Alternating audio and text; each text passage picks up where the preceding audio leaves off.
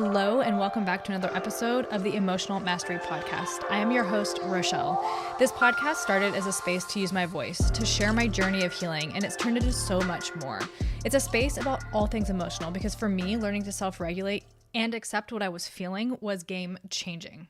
Together, we learn the tools to self-regulate. We talk spirituality, holistic healing, and modalities such as human design and astrology to help you radically trust, love, and accept yourself. I have some amazing guests on here that share their story and share their tools. And this is really just a space to support you in healing mind, body, and soul. So I thank you so much for tuning in and putting yourself first. I appreciate every single one of you.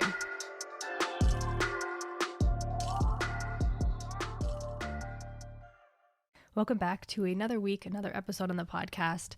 I'm going to be doing a two-part sort of best of episode in this month. So I usually in the past have taken December off of the podcast. I am not doing that this month. I am taking a month off of interviews. So this is just going to be two parts of a recap of the best episodes that you guys loved. So the most listened to episodes, the most downloaded episodes. So these are literally your favorite episodes. I am taking bits and pieces of all of them and combining them in two episodes that are going to come out this week. Next week is just going to be like my lessons of 2022. I put out a little thing on Instagram and I'll put it out again. I want to hear what your lessons have been because I want to include that in the episode. So if you are listening to this before December 15th, I believe, let me know what you've learned this year, what lessons have come up, because I want to include that in the next week's episode as I talk about my personal lessons from the year, because they have been huge. So much Taurus energy coming up, or so much Taurus energy has come up this past year. I've talked to a lot of people about that. I have a lot of Taurus energy, or just prominent Taurus energy. I have my Sun and my Mercury in Taurus in the 10th house. So this is literally my ego needs to shine in career, and it's just a beautiful unfolding as I have felt like I'm really just like leaning into every season that comes up this year. In the past, I've like so much resisted it. I've gotten so much in my emotions and so much in my mind. And I'm not saying that hasn't happened this year, because of course it has. Like, I'm human, I'm working through all this, but it's felt very fluid in a way that I haven't necessarily experienced it before. I literally just felt like every single season, every single cycle, there was an element of just like flowing with it and meeting the lessons and just kind of, and seeing the synchronicities. It's been really cool. I'm actually going to do, I think in next week's episode, when I do the best of, or the lessons of, I think I'm going to include some of the best books I've read this year. I started making a Trello board so that next year I can go through and just like, like literally see month per month what I'm reading, because it's like, I was thinking about it the other day. I've read so many books this year. And then when I was looking at my bookshelf, I was like, ooh, I wish I knew like which ones I actually read this year, apart from the ones I've read recently.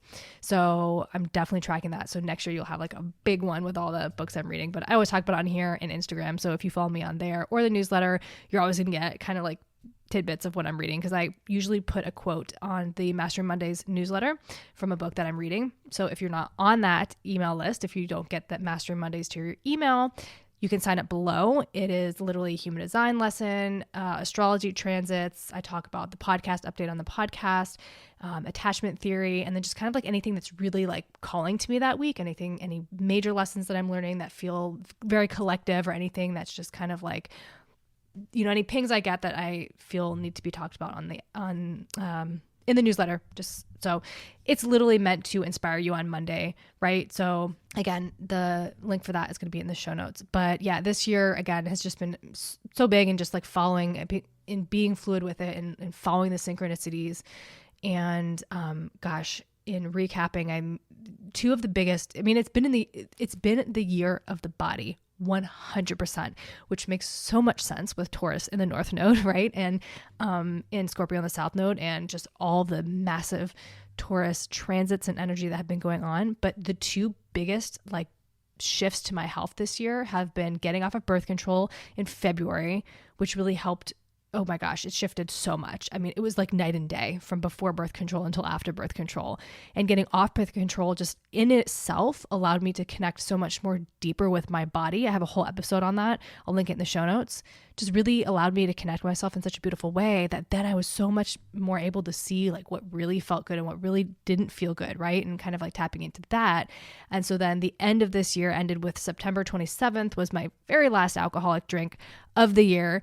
And I've had an up and down journey with alcohol. And I think, to each their own. There is no judgment and no shame, and everyone will come to it in their journey if that is in their journey. And if not, that's fine as well, right? We all just trust ourselves and feel what feels good. But just the more I wanted to become sober, I feel like I was just and the more I became in tune with my body, I just noticed so much more how it did not feel good anymore.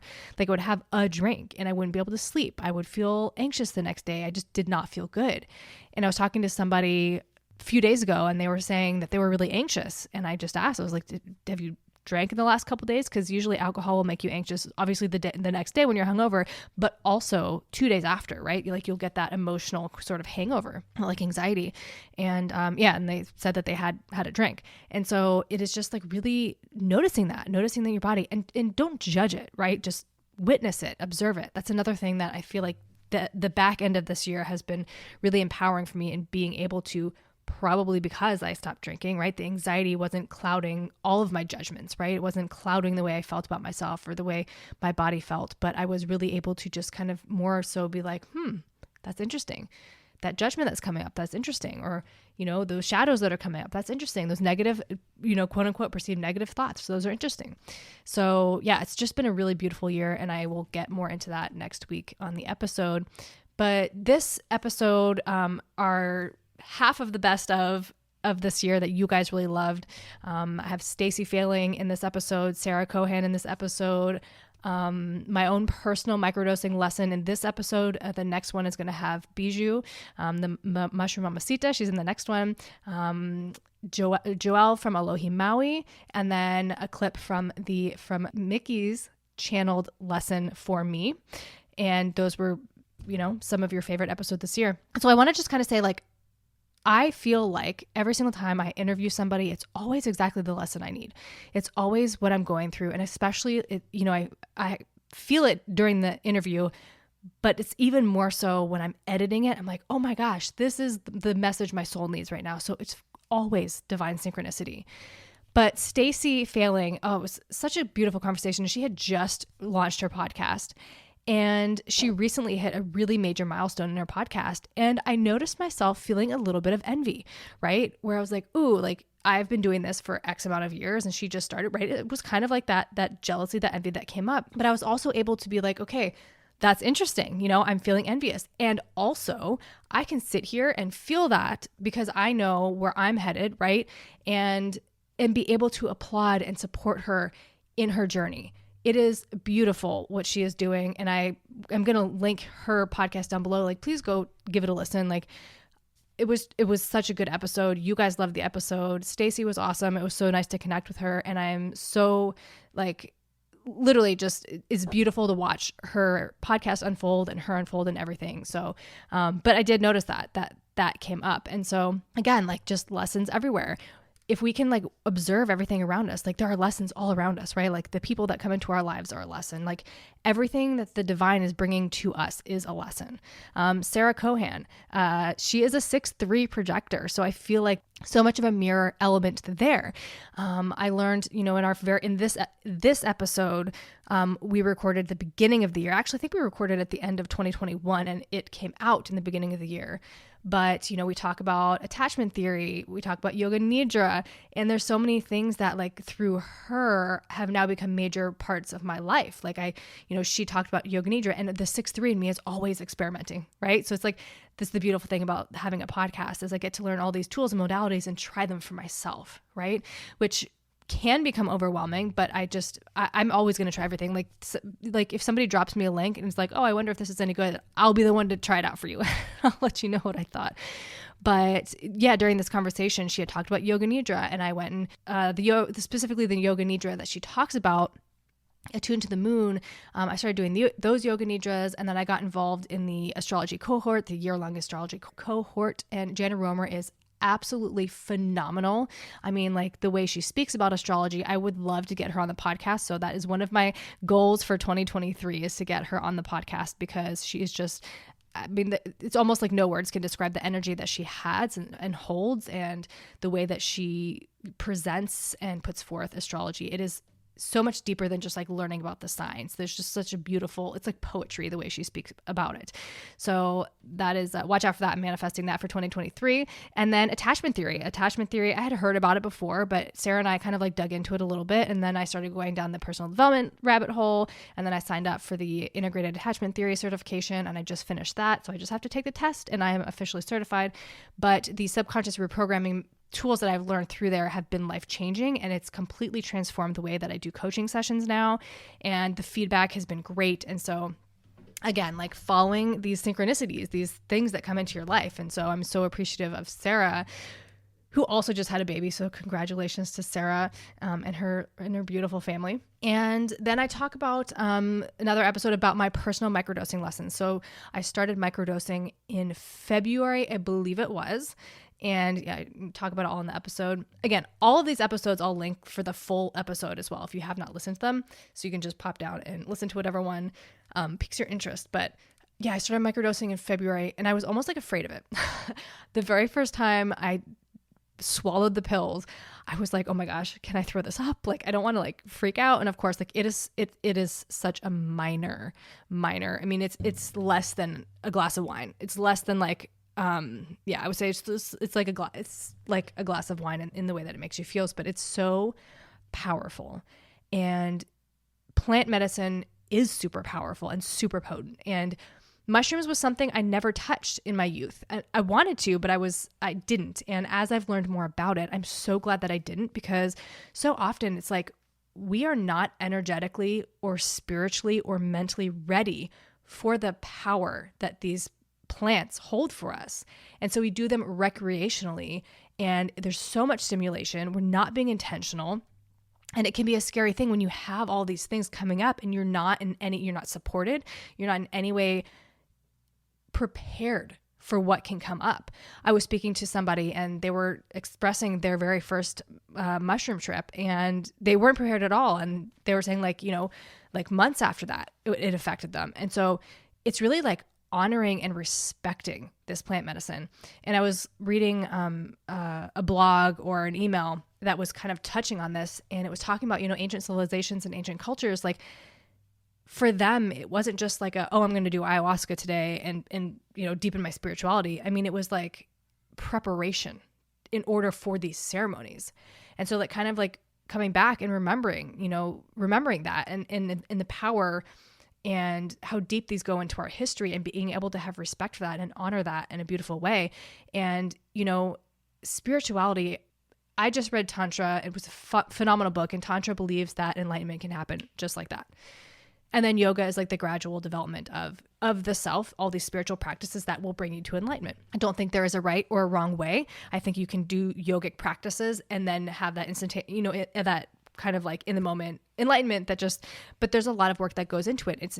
It's when you look at even like plant medicine or deepening your spirituality, it's a slow practice, right? You have to clear out all of the muck, right? You have to clear out the shadows. You have to work on it, and you're never going to be like fully healed, but it is a process. It is a journey to get there. And so, I mean, it takes time. It takes consistency. It takes showing up day after day, like meditation, reading, expanding your mind, being able to shift your perspective. It is really, really a process. But it's a beautiful process too. It can be really frustrating, it can be really painful, especially when you're digging down to those depths. I know I have been doing the reprogramming work, and then I re-signed up for TBM. So we're going through the manifestation challenge now. But between like starting my own personal reprogramming work and then going back through Unblocked Inner Child from TBM, I went through a really sticky like few weeks there where it was just like all of this stuff was coming up for me. And so it makes it like this emotional intensity, because it's pulling up your shadows, your blocks, your subconscious beliefs, and rewriting those and working through them. So it's a process. It is a process, but it is gosh, and I feel like this year has been the year where it's just cracked open and I've been able to really fully see it in a way that I haven't before. I'm like kind of being able to turn around and be like, holy shit, like I have come so unbelievably far, like such a different human being. And it's gotten to the point where it's like the things that I'm now wanting to manifest, before I consciously wanted them, but my subconscious was like, no, there's no way. Like it's no, right? And so all the work I've been doing now, I feel like I consciously want it and my subconscious is getting on board, right? There are still some blocks, of course. There are still some major blocks in there, but I notice it's not screaming no anymore. It's not. It's just everything else is falling in line, and I feel it. I feel it. So I'm really excited for that. And then I talked to Joelle of Alohi Maui, and gosh, I just learned so much about how to care for my skin, especially as I'm aging. I'm 36, and gosh, when I was in my 20s, I did not take care of my skin. I smoked, I drank, I barely cleaned my face. Like most nights I woke up with makeup on from the night before, and I only washed my face like in the shower.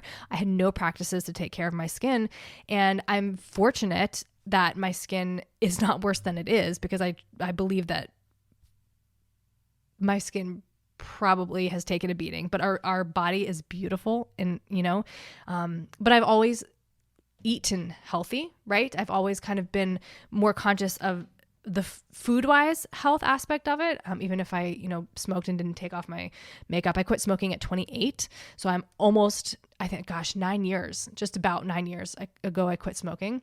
But yeah, so Joelle really helped me, just be able to honor my skin and treat my skin right and learn what works for my skin. And, I still of course have acne like around my period, because now that I'm actually getting one, I'm going through the actual cycle, and it's just very different. But yeah, so I'm learning about that. It's changed my skin completely, because I used to get, I just like always had acne. And I couldn't figure out why, like hormonal acne, but it was not like just around my period. And then I got off that and I switched up the way I took care of my face. And yeah, it's just like shifted completely.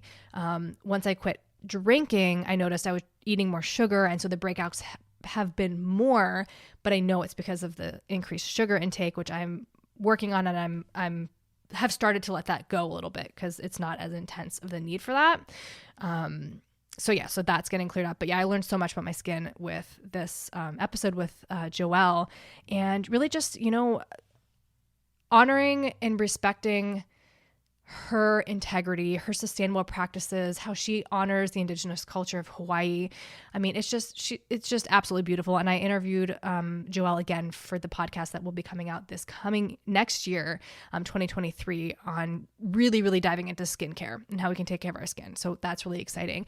And then finally, just ending with Micki channeling her message for me. She is a beautiful channeler. If you have not had a session with her, and if you're interested, click the link below. It was absolutely phenomenal. Beautiful message and so accurate. And I just always am blown away when I have different readings with different healers. And the message always seems to be the same or very, very close to it. So this was an absolutely beautiful message. And I'm really excited for you guys to listen to this episode. And again, next week is going to be the lessons from 2022. So get me your lessons, what you learned, so I can include them in the episode. And then the following week, we will be having the part 2 of this one. And then December 30th, if you are in the DFW area, reach out to me. We are having an event. It is kind of like a New Year's ceremony. So we're going to have breath work, a cacao ceremony, a little bit of yin yoga with some chakra clearing for human design. We're going to really set some goals and also identify our blocks. And you will have tangible tools to take home with you so that you can actually begin to reprogram on your own, because self-sabotage is when our conscious mind and our subconscious mind doesn't align. And so we just don't believe that we can. And so we're kind of going to dig into that, send you home with some tools, beautiful ways to work through that. HD Attached is the one-on-one coaching package that combines human design and attachment theory. It's similar. I mean, we go through it all. It's beautiful. It really helps you identify your core wounds, identify your needs, help you express your needs, set boundaries, reprogram, rewire, all the things. It's about a 12-week program. If you're interested in that, reach out. And then of course, just like a one-on-one human design session, which is so much more than just human design. It's going to have like everything that I kind of all the tools that I use. We will go through your design, and then just like any questions you have, we're really going to touch on that and identify like maybe why you're being blocked in certain areas. So those are all the ways you can work with me in 2023. This is getting to be a long introduction, but I appreciate you so much. Share with a friend if this episode resonates with you. It really, really, really helps get the episode out to more ears. Rate, review, subscribe, all of the things. I appreciate every single one of you. Thank you for listening, whether this is the first time you've listened or if you listened to all of them. And all of you listeners that have been with me for, basically since the beginning, I appreciate you so much. I mean, so much love to you guys. I will leave it at that. I hope you enjoyed the episode. I always love hearing from you. So if you get me on Instagram at rochelle.christian, TikTok at rochelle.christian, website rochellecristia.com, and then YouTube at Emotional Mastery Podcast. If you are watching on YouTube this week, this is just going to be audio. There's going to be no video to it, but I appreciate you for listening. Mm-hmm. And so you're a manifesting generator. Is your authority emotional or sacral? Sacral. Okay. I'm emotional, but like I get that. Yeah. You like know in the moment, right? And I feel like that, I don't know. It's so cool because like you can have that response, like kind of like going within you. I find like sometimes being emotional, I'm just like super impulsive because I'm just like, oh, it feels great now. Like, let's just do it, and then kind of like coming back to myself. But for me, I know like tapping into that sacral is something I really need to learn how to do more often because it's a piece of information to make the decision. But you like knowing that in the moment, has that been something that you're like, when did you learn human design? Just recently, really within the last year. Mm-hmm. Okay. Have you experimented with that sacral response or like kind of created more of a relationship with that? Or you've just always been kind of in tune with that as intuitive? I think a little bit. So I haven't really had time to dive into it like I would like to, but I know very basic knowledge of it. And so I honestly, I can't say for sure because I haven't done the work, but that's something that I would like to get more into. Yeah. But I just know that this has been key through this whole process. And I know that I'm on the right track and that this is not only something that I'm passionate about and have this experience about, but it feels aligned. And that was my word for the year. And it's totally hitting to be true. And I couldn't be happier. Yeah. Well, I think as long as you are, you feel aligned, you're operating from an aligned space, like human design, it's all just language, right? Like it's just kind of a compliment to what you already know about yourself. I had to take a step back for a while because it was like, I was becoming it, or it was becoming me, or however you want to phrase that. And so I was just like, I have to just like come back to myself and let everything else flow. So like when you are coaching somebody or if you had any tips for somebody to get more in touch with their intuition, what would that be?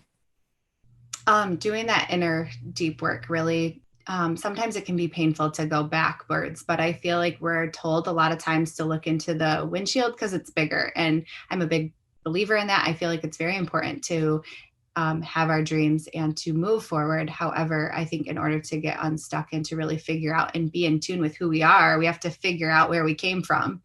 And a lot of times we don't take the time to do that. We don't even think that we need to go back as far as we really need to do that deep work. And then once you are able to do that and come up out of that, you really figure out who you are. And then you are able to tap into exactly what you need to do, all the answers come to you. Like I said, when you are able to heal from the inside, everything on the outside starts to fall into place and make sense. And when you recognize that within yourself and you're doing it for you, it makes huge transformations. Was there any specific tool that helped you with that? I am such a self-help and self-improvement guru. And I've really started this year. I've done it in the past, but not consistently, like a morning routine and just writing things down. When I have a thought about something or I'm feeling an emotion, I allow myself to feel it. If I need to get it out and there's not somebody around to talk through it with, I write it down. Just doing those little things consistently, I feel has really helped. Mm-hmm. Yeah, that's so powerful. Especially the emotions part. I think so many times we just like shut them down or we don't like fully feel them. Right. And then they just kind of like recycling. they just kind of like recycle and keep coming back up. That's been a huge lesson for me as, emotional mastery podcast. It's like all things emotions. But so speaking of that, so you are either undefined or open emotionally. Do you know which one? I don't. Plexus? Okay. I need to have a conversation with you outside of this so I can really dig deep into my human design. Yeah. So like as somebody who's not defined emotionally, you are taking in and amplifying the emotions of others. So what do you feel like your relationship to emotions has been, and like how has that evolved as you've kind of like grown? Yeah. Like I feel like especially moms, we put ourselves first all the time and we put our emotions aside. We always feel like in a place of hardship or pain that we have to be the strong ones and that we are not allowed to feel, or we just don't have time to feel. And so we just keep pushing it down and down and down until something, and it doesn't even have to be related to what has happened. It just is the straw that broke the camel's back and we explode and we can't figure out where it's coming from, what happened. But if we don't release that, we have to give ourselves that permission to feel. And again, I feel like it's just that conditioning, and we're supposed to be the ones that are holding everybody together and not taking that time for ourselves. And when we do, we feel guilty for that. So for me, just knowing that over time, doing that self-work and reading it and hearing about it has just been ingrained in me. And I've recognized the importance of doing that. And that has helped me to, when I feel like I'm shutting down or that I'm pushing those emotions down, I stop myself and I say, no, it's okay to feel whatever it is. It's okay to cry in front of your kids. Mm-hmm. It's okay to show frustration or anger, however you're feeling, because we want that. We express that to our kids. We want them to feel and to let us know how they're feeling. So why is it not okay for us? Yeah, I love that. My kids have definitely seen me cry on more than one occasion. I usually I'll try and like not do it around, but because they get like, I feel like they get a little, maybe my daughter more so, she gets like upset with it, but then I try and just explain to them. I'm like, it's just emotions. Like there's not always like a reason for it. Sometimes I'm just feeling low. Sometimes I just need to cry to express myself. So I just want them to feel that it's okay to express themselves. That's so powerful. How do you manage, job, podcast, entrepreneurship, being a mother, all of the things? I have always been this way. I've always felt like I can take on the world, and sometimes it does get overwhelming, but a lot of that self-practice and self-care has helped me through that. When I recognize that I just need to take a break, I allow myself to do that.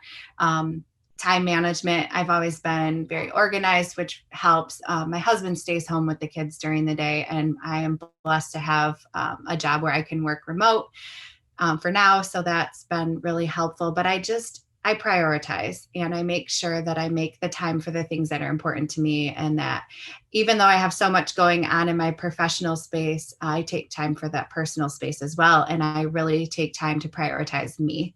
If I'm going to preach it, I'm going to practice it. Mm-hmm. Yeah. Do you know what your sun, moon, and rising are in astrology? Nope. No. Do you know what's your sun sign? Is that like your start? Yeah. Okay. Sagittarius. Sagittarius. Okay. Interesting. I feel like you I don't know. I always hear like certain words always trigger things for me. I feel like you might have like some Virgo energy in there, but I don't know. See, I need to have a session with you. I need you to read me. Yeah. I love it. What was my question? Totally left my mind.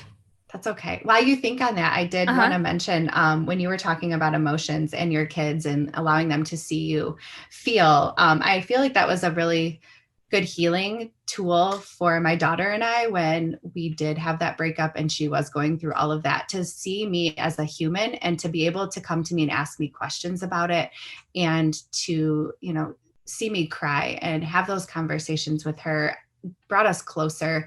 And I think it also affirmed that what she was feeling was okay too. Mm. And how old is she now? 15. Okay. So when she was 8 and you got divorced or separated, had you always had like kind of the open, honest relationship and as much as you could with her age, or was that something that was kind of created through that experience? I would say it was definitely created through that experience just because of her age. And she was always a little bit behind with just that maturing. And so it was very gradual, that the conversations that we have had, and we still are having conversations to this day, because I just felt like certain things needed to wait to be fully explained to her for her to really get it. Mm-hmm. And how do you, at 15 or, at any point in there, how do you go about, I don't know how to word my question. How do you go about like are they just like natural conversations that come? And I'm speaking because my daughter's 11 and now it's kind of like she's starting to leave me alone, like closing the door. I don't want to talk about anything. And I feel like I've worked really hard to be like open and have this honest communication. Obviously, there was a time period I was in an abusive relationship as well. And so during that time period, I feel like there was a lot of go to your room because, I didn't want her to see and experience some of the things that she knew what was going on. I mean, she could hear. She wasn't dumb, but trying to kind of like undo that now and come back and be like, you are safe to be in here in this space with everybody. So I feel like she kind of goes to her room a lot. And it's, a combination of just the age thing. So I guess my question is just like, how do you in these like preteen years have these conversations that are meaningful and supportive, and 2 months, 2 months of microdosing. I honestly was really scared of it at first because, mushrooms, which is what I'm microdosing, you can microdose LSD, MDMA, psilocybin, marijuana, right? Like there are different things that we can microdose. I'm specifically microdosing psilocybin mushrooms. And yeah, at first I was really kind of like afraid of it because when I was younger and experimenting, I never really touched mushrooms. It was kind of the thing that I just felt like my mind was way too active for hallucinogenic. And so I stayed away from it. It wasn't really, I wanted to, I was interested in it. It was always the thing that like I think all my friends had done, but I hadn't. So it was just like this place of interest, but I just wasn't ready to do it. And so I had listened to a podcast, like when things kind of come into your life a lot and you kind of start paying attention to it. That's what mushrooms was for me. And so I had this conversation with Bijou, and then I had her on the podcast because I just wanted to share her message and allow her to help others. I had heard so many people healing with mushrooms.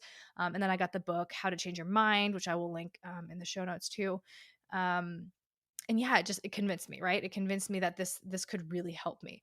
So I was really nervous to start taking it. The very first time I took it, I wanted to throw it up. I was like, I don't know.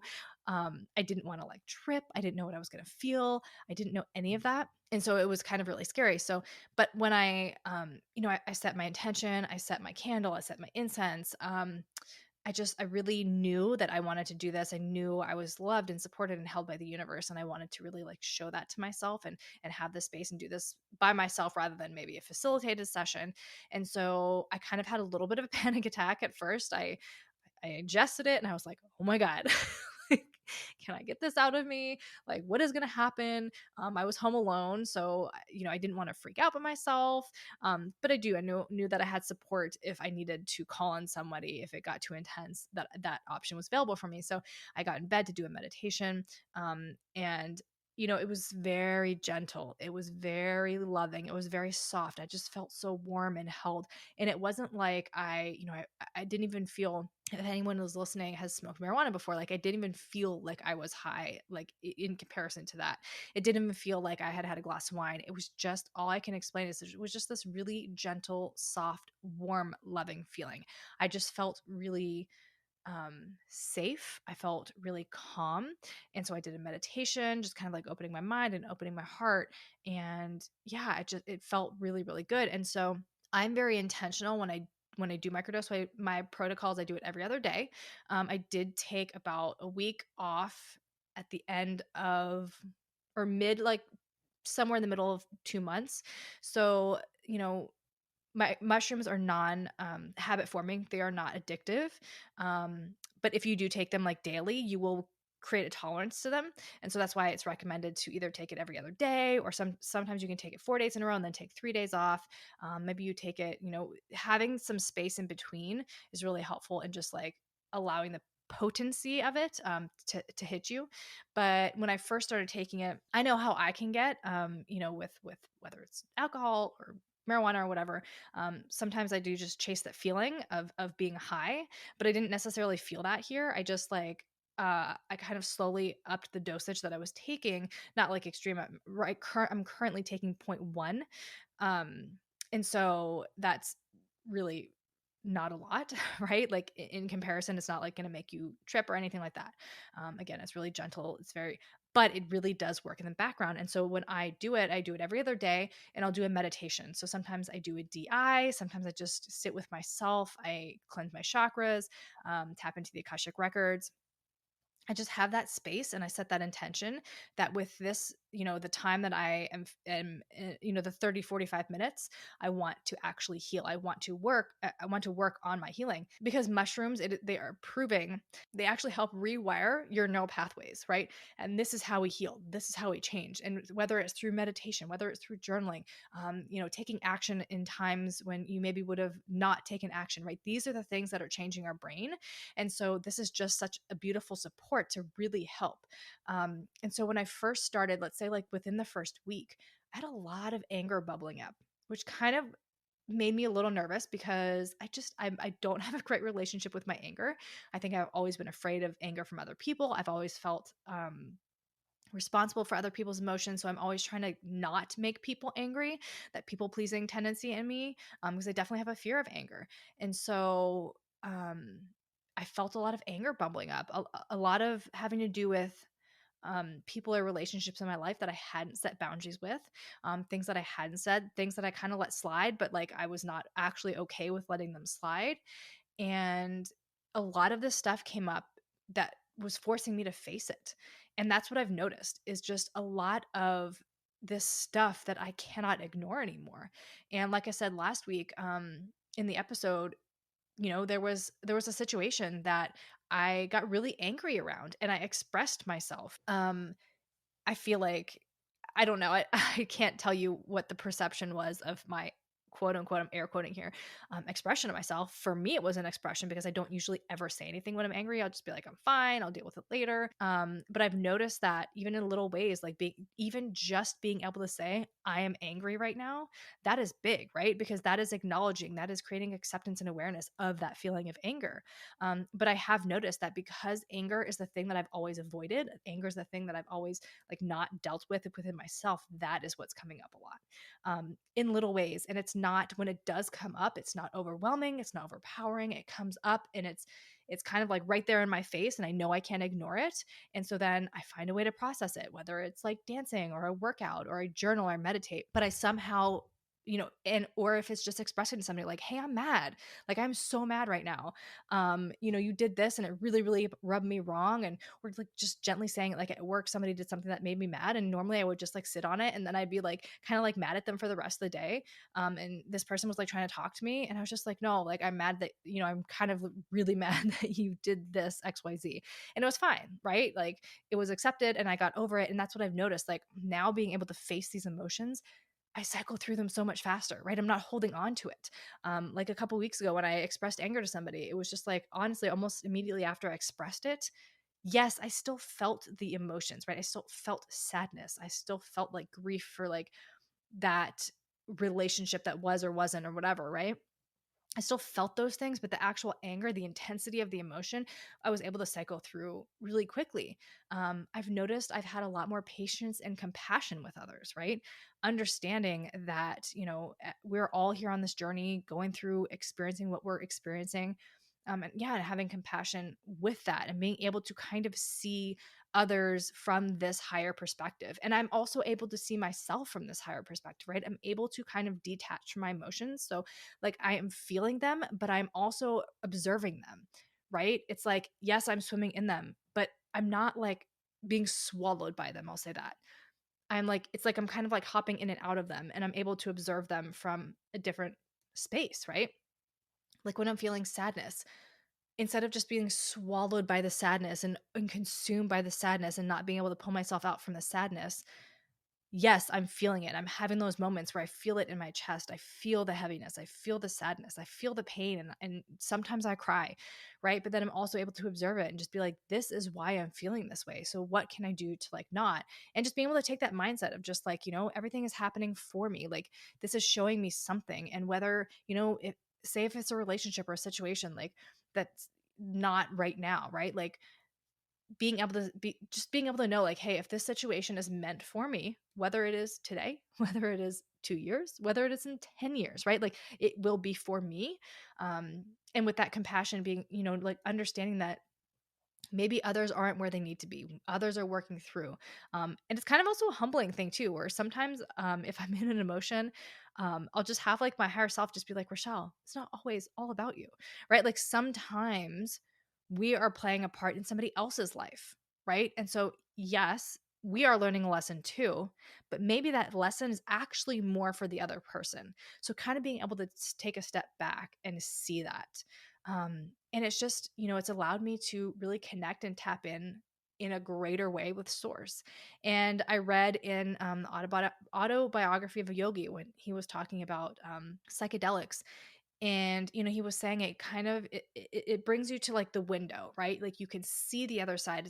You're not necessarily going to step out and be on that in the other side, but it allows you to see it, right? As opposed to like without it, you might not be able to see it. It might take years and years and years of work, of meditation, of journaling, of all these other modalities to kind of get you there, as opposed to maybe taking psychedelics and it kind of shows it to you a lot faster.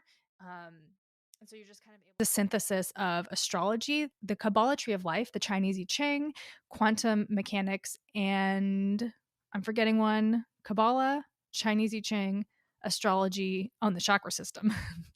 So you will pull this entire chart and it's really just you. And so the main points in human design are your type, strategy, and authority. If you listen to any human design coach, reader, lover, that you're going to hear about this type, strategy, and authority. I'm not going to go too much into all of those things, but essentially like human design is really deep. It's really complex. It's really nuanced, and you can really dive really deep into human design. I will link all of the prior human design episodes down in the show notes so you can go check those out. But really, when you are learning human design, the main focus you're going to hear in the beginning is this type, strategy, and authority. And it can be really frustrating, right? You find this design, you find all of these things out about yourself, you kind of have this little awakening, and then you're just told to follow your strategy and authority. And you're like, okay, seriously? Like, I want more than that. And we all want to like truly know ourselves, right? I know that's how I ended up down this human design spiral, is that I was able to see myself, which then allowed me to accept myself. And then I wanted to know everything about myself, right? And it became this like, it was almost like the human design chart, right? Like my design was defining me. And so I ended up taking a step back. I was reading everything I could dive into. I was talking to people, and I still see it all the time. Like when I'm talking to somebody, I'm like, ooh, you must be a projector. When somebody's like, oh my gosh, I always go home and I nap. I'm like, yeah, you don't have a defined sacral, right? Like it is so ingrained and it's such a part of my life. But I really had to take a step back from my personal life, from allowing it to define me, and really stand in my truth and find out what that meant for me, right? And just be so sure of myself and like my knowing and coming back to myself, that anything I learned about human design was just a compliment to who I was. And so in this episode, I want to specifically talk about emotional authority, because emotions, if you notice the title of this podcast, which is all about emotions have been my biggest struggle in my life. I was not shown a healthy way of dealing with them. I was not given tools to deal with them. So I shut them down for a long time, which then ending up in toxic and abusive relationships and situations, because I then played the victim. But I am an empath and a highly sensitive, and I didn't know what any of that meant, right? I just knew that when I felt things, people would get mad, or if I expressed those things, that I was told I was wrong. And so I tried my hardest to shut them down for so long, and it didn't work. Of course it didn't work. But when I opened up that floodgate of allowing myself, when I was finally safe in my surroundings to be emotional, I had no tools to regulate them, right? I had no tools to understand them and process them. And so then they became this thing that just like completely took over every part of my being. I was drowning in them. I couldn't figure out what way was up. Everything made me emotional. Everything made me cry. And I had no understanding of why, right? I had no tools to process it. I had no I had no understanding. And so it was kind of like the opposite of not feeling anything or not allowing my emotions to be expressed, where it was like I was oversharing, I was overexpressing. I was still kind of playing the victim in a sense, because I was like, well, I'm feeling all of those things and I'm trying to understand all these things and I'm going to tell you about all these things because you're safe to me and da da da. And so it was like the opposite end of the spectrum. And so then I spent years, the last like 5 years, really getting these tools to be safe within my own body, to be safe within my own mind, and to really regulate my emotions so that when they come up, now I can process through them. I can come back to my knowing. And then if it's safe to express those to somebody, or if there's something I want to share with somebody, then I can do it in a healthy way. Do I always win, or do I always get it right? No, right? Like, you can guarantee there are times when I'm in a trigger and I'm just crying, or find myself falling into that victim mindset, or blaming somebody, or wanting to overshare, especially with people that feel safe. But I have the awareness and the self-acceptance, right, at this point, that I can catch myself when that's happening and maybe take a pause and a step back, or even in the middle of a conversation, when I catch myself doing it, be like, oh, like, do you have space for this right now? Or should we revisit this at another time when I've kind of gone through my process and maybe you're in a place where you're better equipped to handle when I'm like dumping on you, right? And so it's all experimentation. It's all about self-regulation. It's all about getting to know yourself. Like, I think that is the biggest thing. And that is why human design is such a beautiful and amazing tool in really helping you understand and get to know yourself. Because I think, like, so often what happens, especially when you are an emotional being and you're an empath or highly sensitive, whatever label that you want to put on it, you're just a highly feeling being. And a lot of times we are taught to abandon ourselves in our childhood, right? In our young adulthood, because it's not safe to feel or express in that way. And so then coming back to that and learning that, first of all my emotions are right. I got an email like a week ago that really triggered me. And I kept it to myself, but I was feeling it. And then I decided to talk to a few people about it. I knew on an awareness level, I knew that by talking about it, I was going to make the thing bigger, right? Because energy flows where our attention goes. And so I knew that by talking to people about it, I was making the situation bigger, and I wasn't looking for validation. And I even made that clear. I said, I know that I'm entitled to feel that way that I am over this. But there was a small part of me in the back of my mind that wanted to feel validated in me being triggered by that email, right? Like, I think I wanted to explain that to somebody and just be seen and heard, right? Not to be told that I was right or wrong. I just wanted the space to be held in a safe way. And so, but again, that has taken a long time because my old pattern would be that I would get triggered and then I would tell myself I'm being overly dramatic, or I'm being silly, or what I'm feeling is ridiculous, or that I'm misinterpreting it.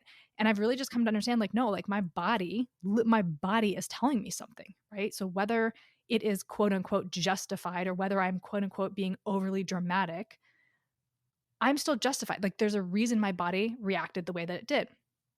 So what is emotional authority? Let's backtrack a little bit. So in your human design, again, you have type, strategy, and authority. So type is going to be your energy type, right? It is your energy, how it interacts with the world. So you can be a generator type, which is either generator or a manifesting generator. They both have defined sacral, which means they're tapped into life force, workforce energy. You have a consistent access to this. You can kind of go. You may not need naps. You just like are always like on. It's kind of like being plugged into the wall, right? Like, you still need rest and you still need to recharge, but like, you have this constant source of energy.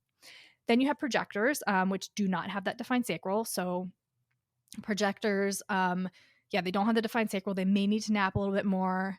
They have to wait for the invitation, which is their type. Then you have manifestors. Manifestors are basically here to manifest, right? Like, they're here to take action. They're here to initiate. And their strategy is to inform. So it's important for them to inform those around them.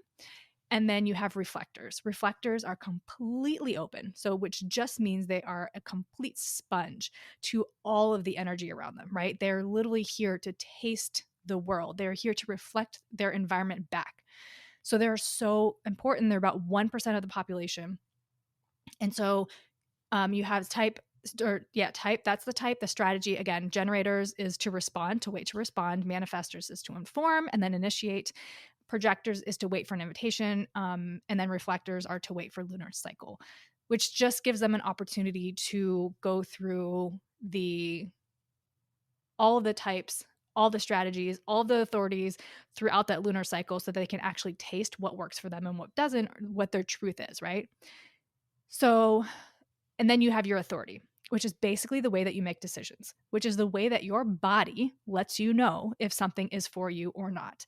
And the thing I love about human design and why I've been so human design obsessed is because the biggest key lesson, at least for me personally, that I've gotten out of human design is understanding energetics, right? Understanding that, yes, the mind is a beautiful thing, right?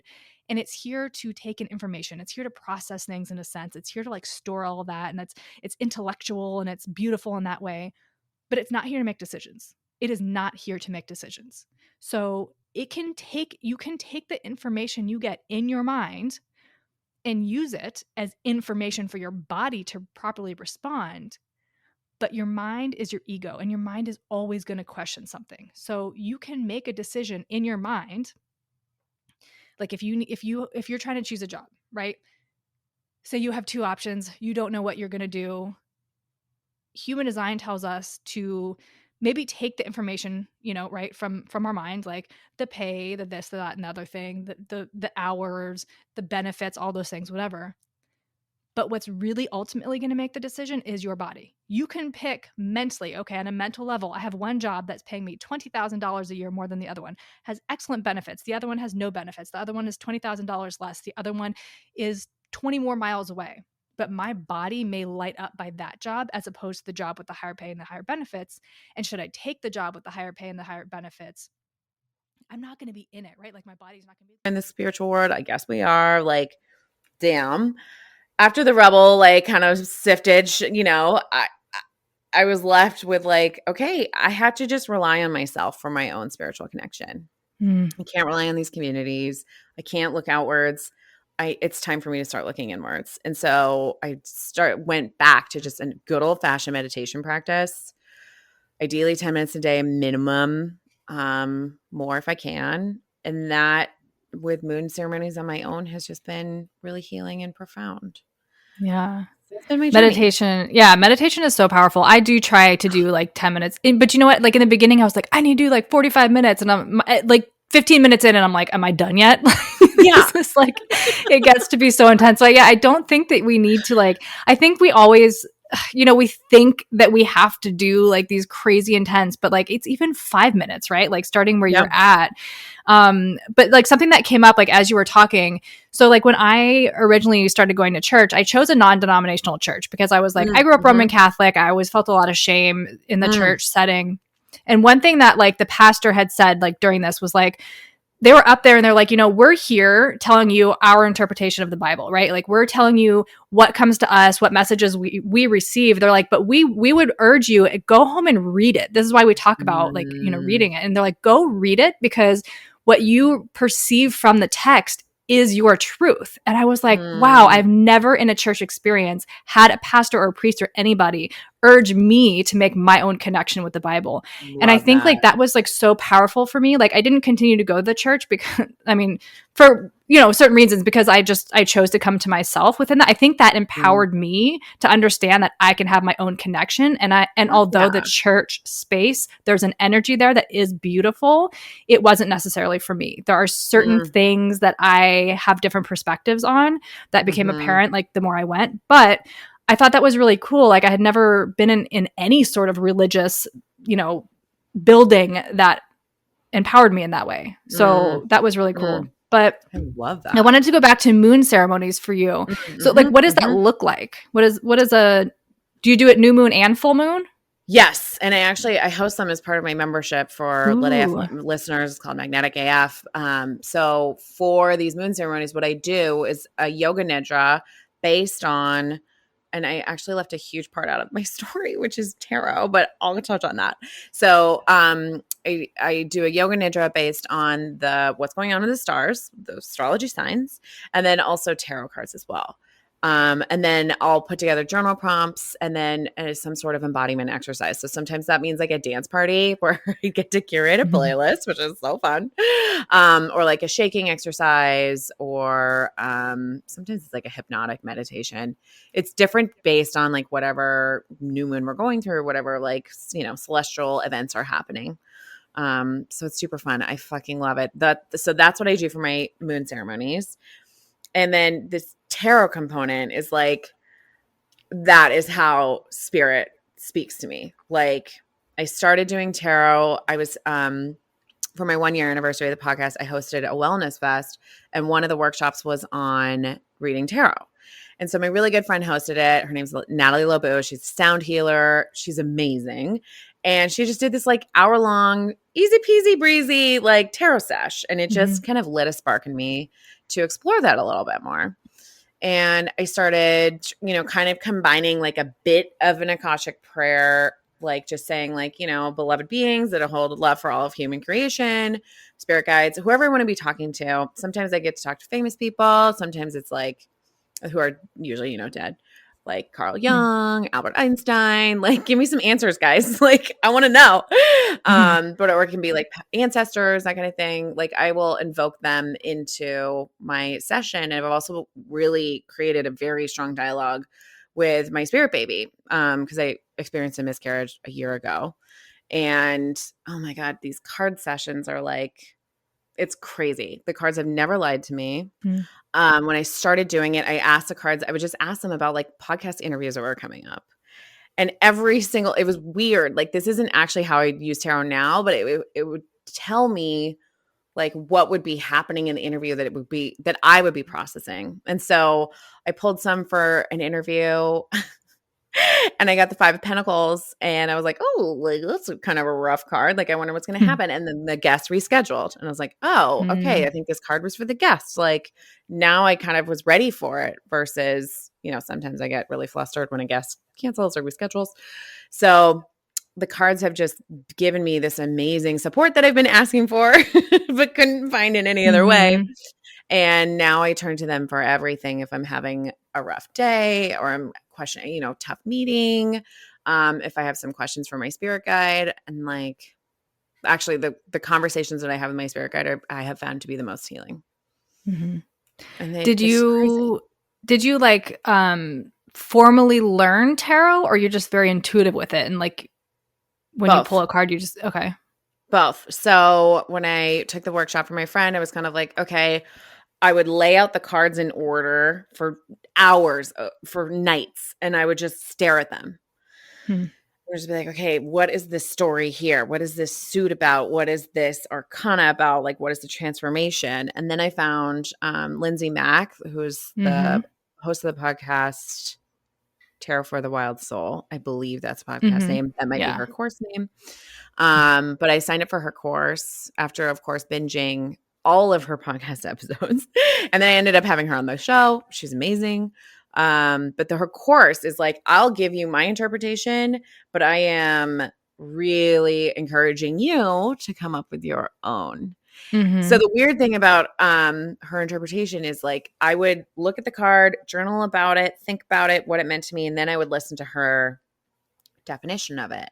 And every single time our definitions matched. I was just like, this is crazy. Like, very hard connection with that teacher. It was so cool. Yeah. So I did this like intense studying on my own of just looking at the pictures, and then also took her course, which is phenomenal. Highly recommend.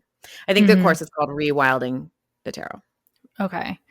Yeah. I found too, like, I think when you get a deck intuitively, it's easier to read, right? Like, I bought like the traditional decks in the beginning, and then I would just kind of like be guided towards certain decks. And there's one that is so beautiful. I can't remember what it's called. I have it over there, but it was just like, for me, the imagery was so easy to interpret.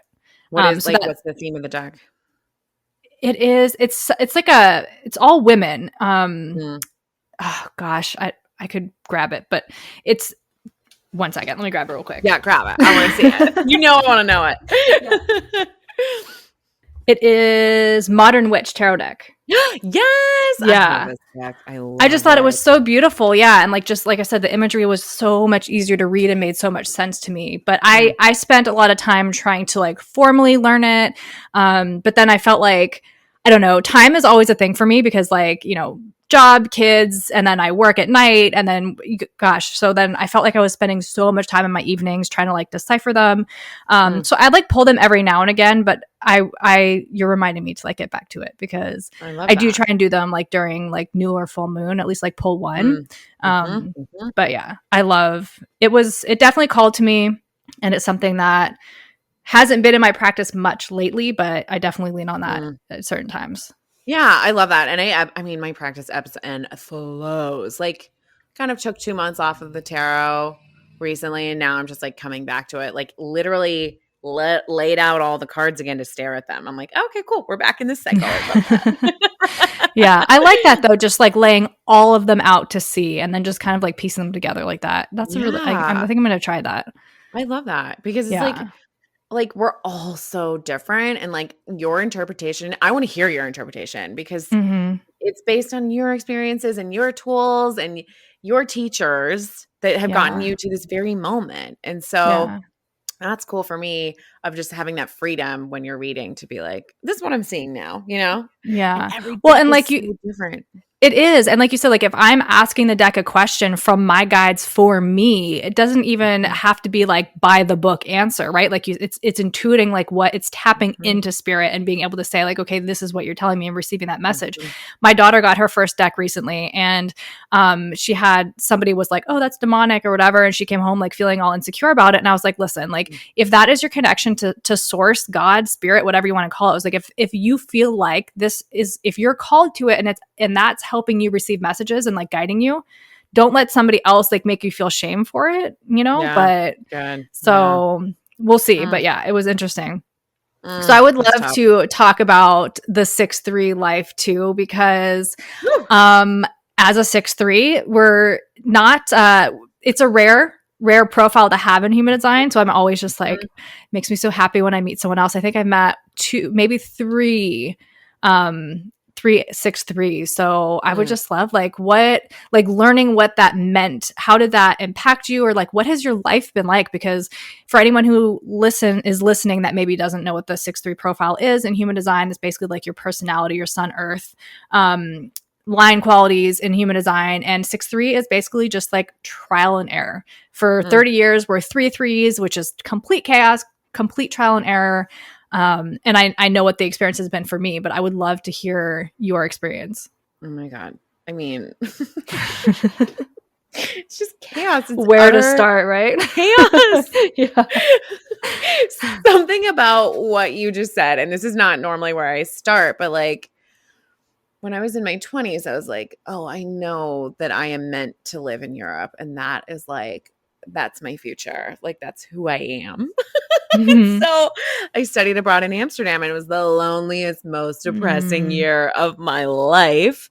And I am a very outgoing, bubbly, loud personality, like very proud of that. And they just like didn't know what to do with me. Like I made very few friends, which is very abnormal for me.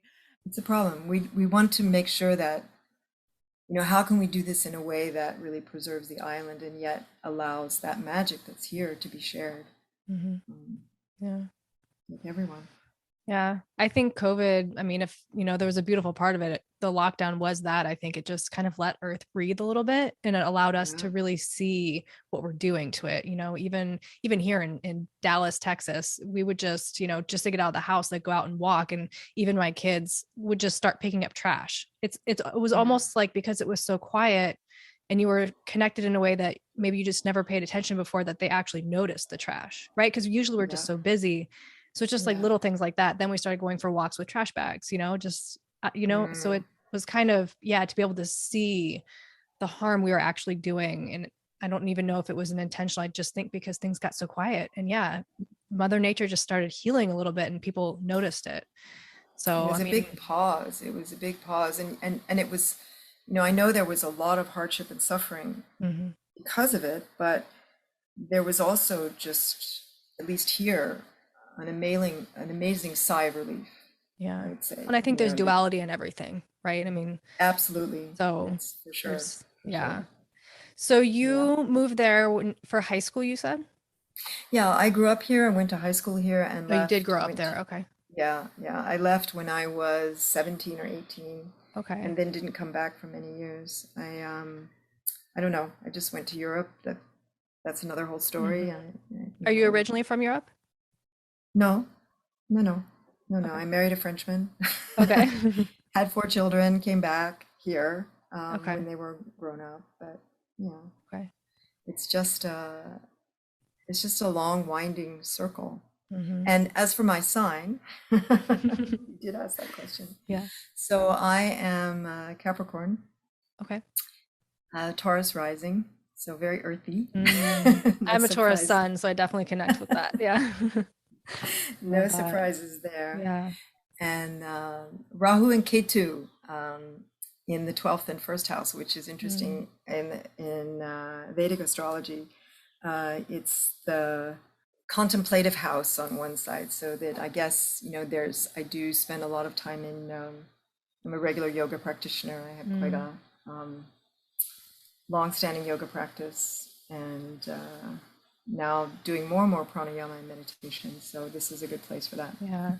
I just recently, I've always been fascinated with Ayurveda. I studied gut health. And so I think just the whole connection, I think Ayurveda is, you know, very centered around gut health.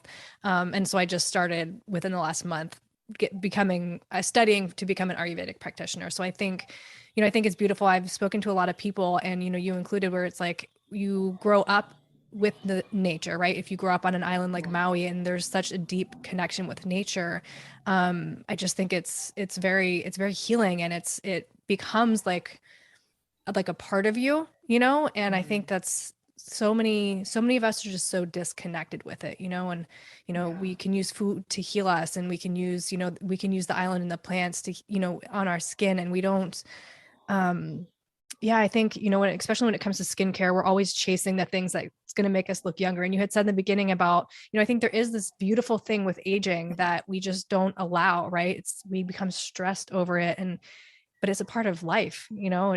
It's supporting us in that process. And I think my mindset is very shifted into just like being the best version, right? Like being the healthiest version in whatever way that looks, you know. I want to feel good in every way. Yeah. And so that's why I'm like constantly now like trying to find, you know, new products, cleaner products, and just really making it simple instead of simple. Yes. Yeah. Like I said, like before, I had like 6 face products that I would have to put on in a specific order. And, you know, and it was like all for just to, you know, like take away the lines that show that I've lived, you know, that I've smiled and laughed and had a, you know. Well, not only that, it doesn't even do that. It just usually, you know, what I find is, so that was another one, you know, I have developed these skincare philosophies that I do try to, you know, teach people about, or the way that I do things. And that is that your skin, you know, you have, there's a whole world there.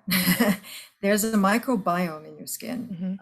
Your skin is actually alive, and you will know, I mean, we all know that when your skin is upset, something else is going on, always.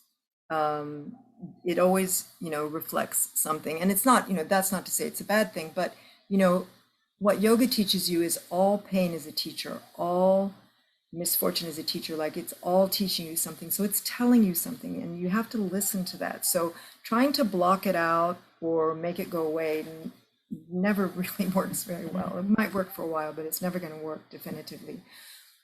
Whereas if you nurture things and you can understand how they work in their subtle sense, and it's the subtlety, and that's, I think, what Ayurveda teaches you. And I do use Ayurveda, you know, I use those ancient wisdoms. I use the Hawaiian herbal wisdom. I use Ayurveda. I mean, I don't say it when I do it, but it's because it's so much second nature to, you know, because I've studied the herbalists in Europe.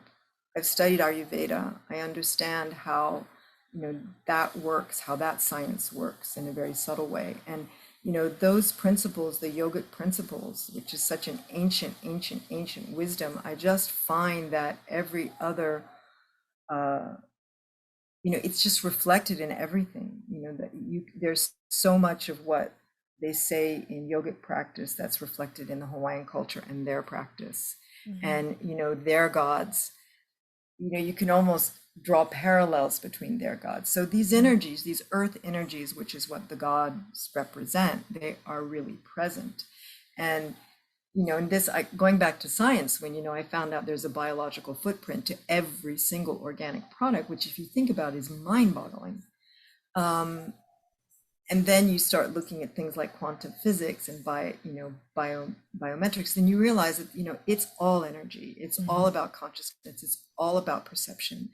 And, really digging into that. And of course, I'm like everyone else, I forget about it sometimes, but just coming back to it, trying to understand who we really are and what we're really here to do. And, I hope my company's successful because I first of all, I want to share what I've learned. I actually, there are days I don't like aging, but there are many days when I think, gosh, I've learned so much and there's so much more to learn, but I know these things. There's that Auntie Virginia wisdom that comes from being older and, letting go of a lot of other things that don't serve you, that you don't need, and really concentrating on a few essential things. And this thing, I really want to grow the company so that I can have a thriving company to leave behind to someone who will take it on, or allow people to live here the way they want, doing something they love and not working, on a cruise ship or something. It's just, that's, if I can do that, then that's enough.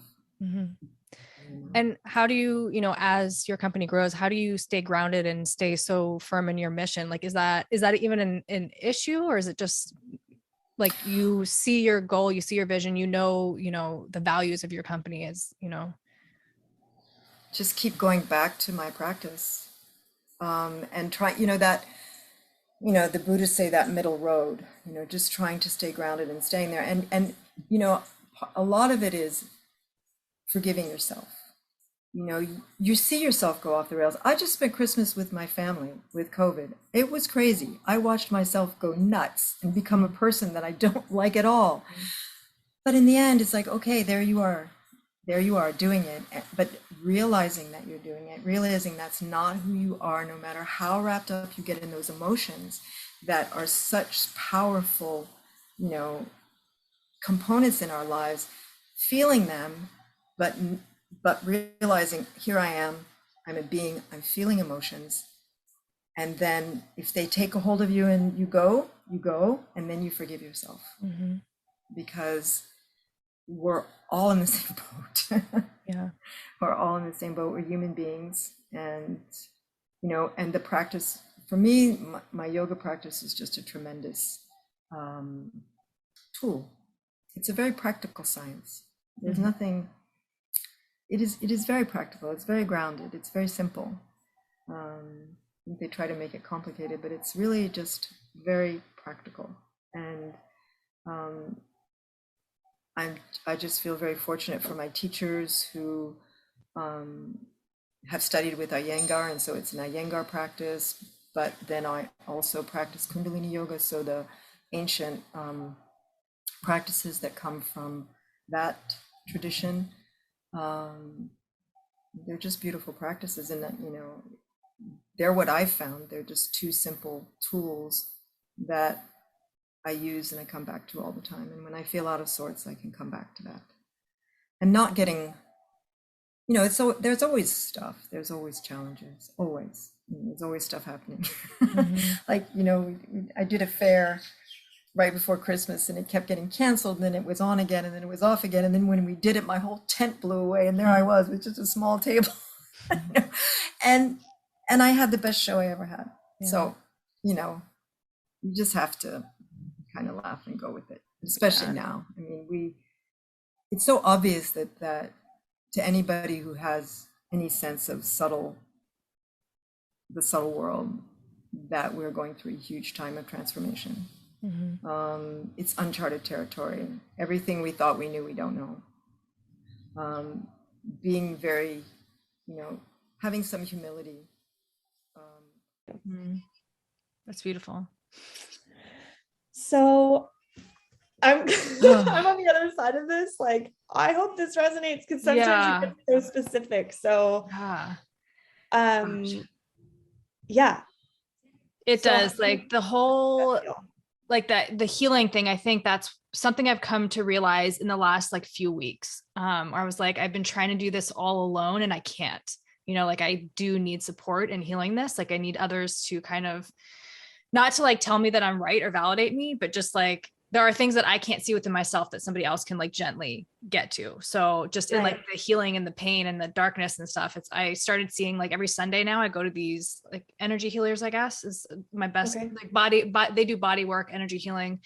That's what I was picturing. It was Yeah. like Reiki or like someone that's like physically Mhm. removing that energy from spaces in your body. Yeah. But I Like didn't want to put anything in your head. yeah.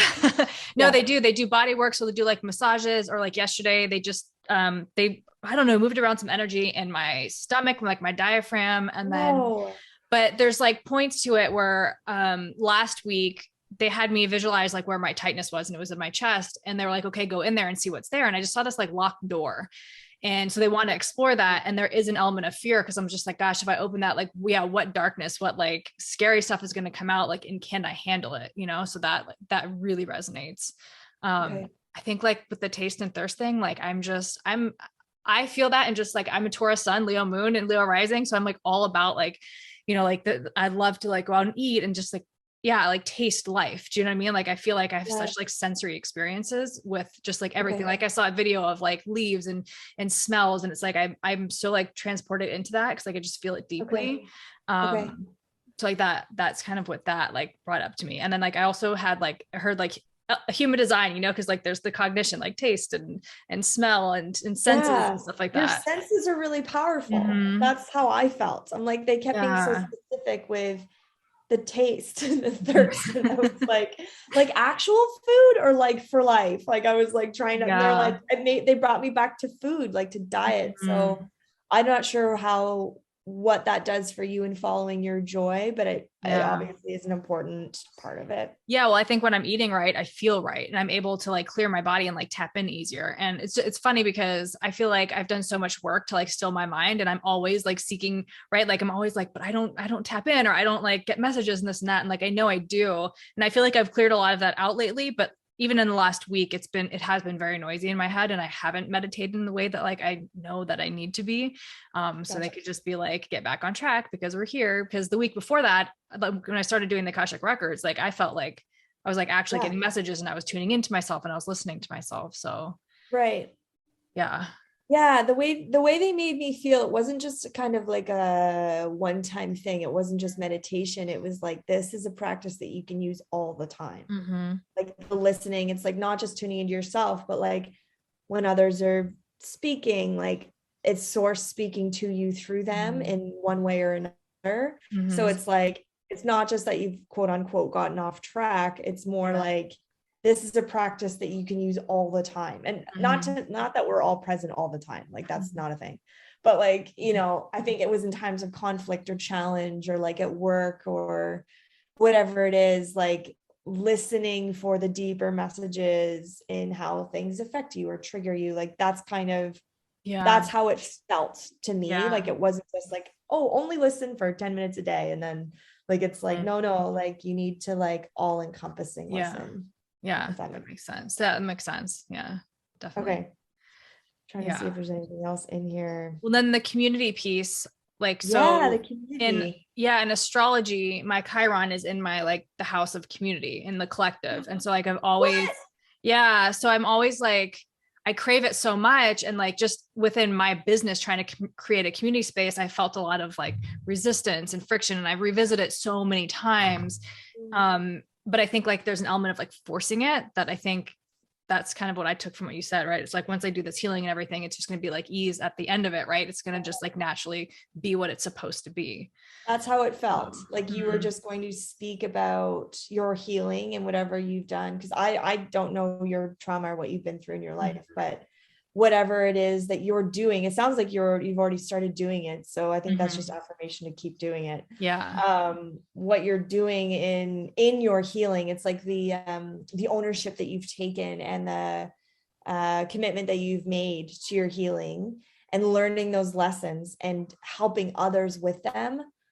that's like your community's just, that's how it felt. Like, it's like, they're just going to show up. They're gonna be like, oh my God, thank God you're here. Like, it's just like, they've been waiting for you, right? Like, they've been waiting for you to do this work so that you can, it made me feel like you're going to be able to explain things in a way that's new, that people haven't heard in an experience of healing before. So that's really, really special. And that's why your community is going to be so big, because they're going to feel it.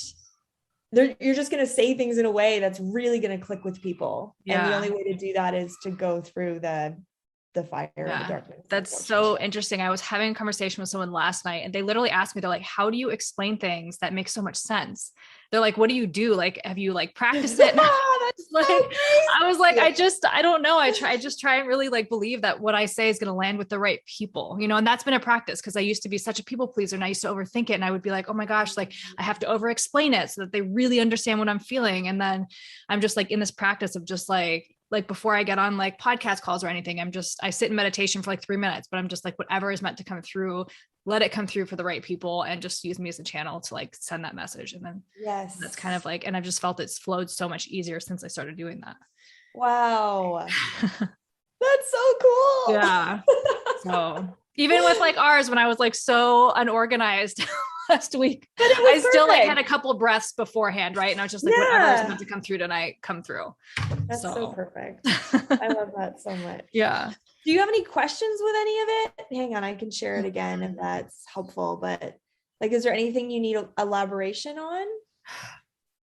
Let's see. I mean, of course, and I'm sure the answer is just going to be that I already know. I feel like that's all, but just like, I guess like, let me see. I know it was about like the healing and the pain and the darkness. I think like for that, it's like, and I know right at the end it says, like book it, take time to heal. So I feel like that was like my message too. It's like all these things that I feel like I'm holding off on, just like do it, because it's like the key.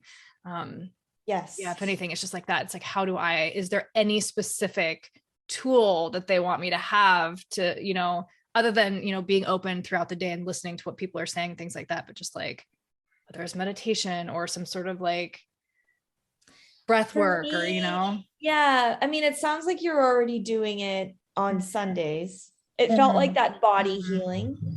But when I felt book it, because I was curious, I was like, I don't know what book it means. Like where, what is, you know, book what? But yeah, like you're right. It is that instinctual thing. So, I don't know. I just took it as like, you can't do it alone. Like you're going to be led and guided to the teachers and the courses and the, I don't know, YouTube videos, whatever that you need to help heal you. But yeah, that's how it felt. It felt just like, it felt like maybe you were denying yourself something. Yeah. You weren't going to let yourself do it, or maybe it wasn't the right time, or you thought about doing something, but like you haven't done it yet. And I think it was just you're okay to do it. I don't know what that means. Yeah, no, last week I was like, I actually have like 3 things booked for today, like all healing. And like last week I was like, man, should I do this? Like, so I don't know if it was just like, it's like reaffirming that like, this is the right thing for me to do. And I need to like consistently be doing this, because like this support and this, you know, and like. Thank you so much for listening to this Best of 2022 Part 1 podcast episode. I hope you loved it. And in 2 weeks, we will have the Best of 2022 Part 2, where I will have more clips from Sarah Cohan from More Healing Insecure Attachment Styles, the Mushroom Mamacita, Lauren Aletta, and a couple solos, Human Design and Emotions, and then Witnessing the Ego. So stay tuned for that one. Next week is going to be the lessons of 2022. And I hope you have a wonderful rest of your year. As always, every link you need is down in the show notes, and I look forward to speaking to you next week.